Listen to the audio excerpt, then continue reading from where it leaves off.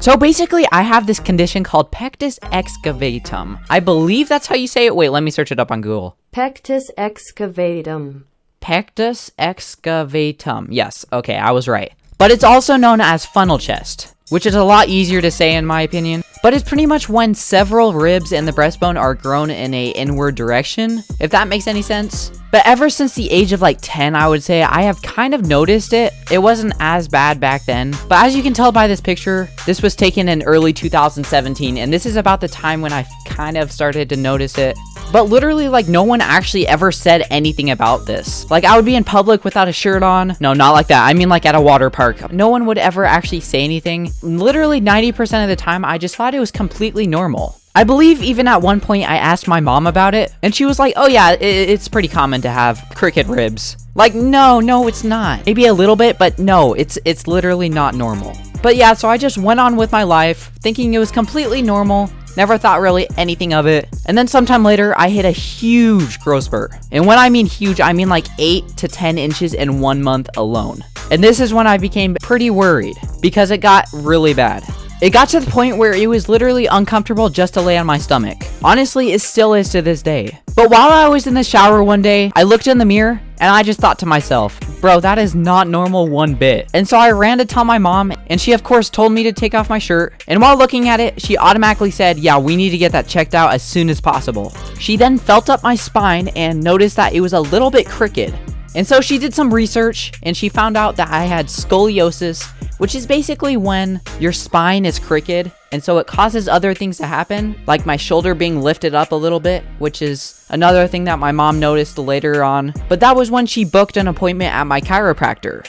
So as soon as we got to the chiropractor, she felt up my spine a little bit. And again, she could tell that my spine was crooked.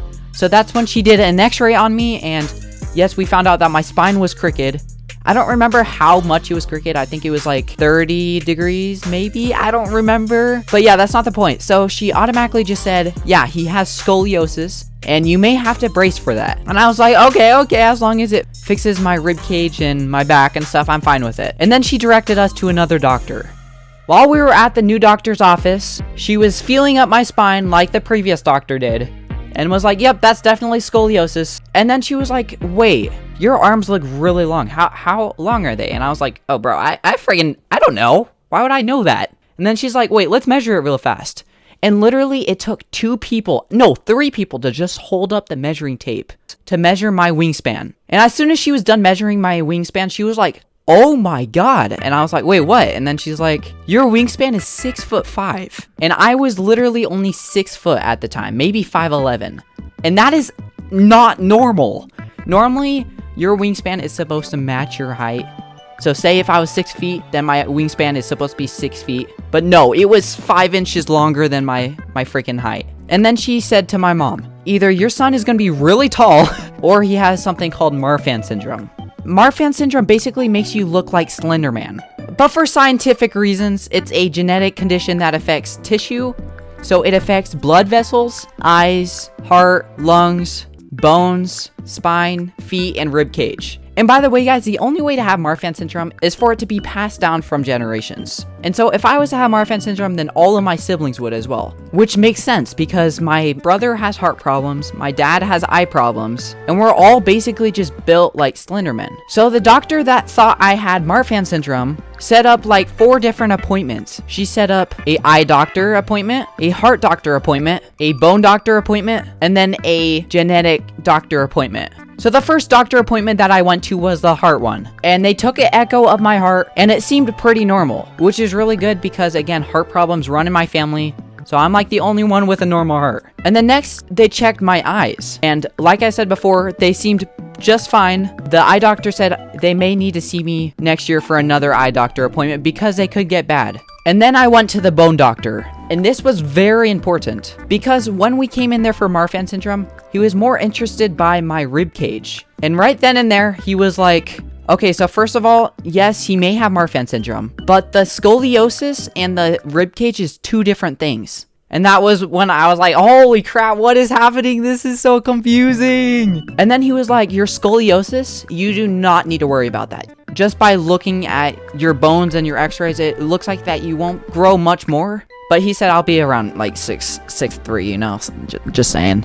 So at the time, me being at the bone doctor, I was maybe 6'1". And so he was like, just looking at your chest, you may need surgery for this.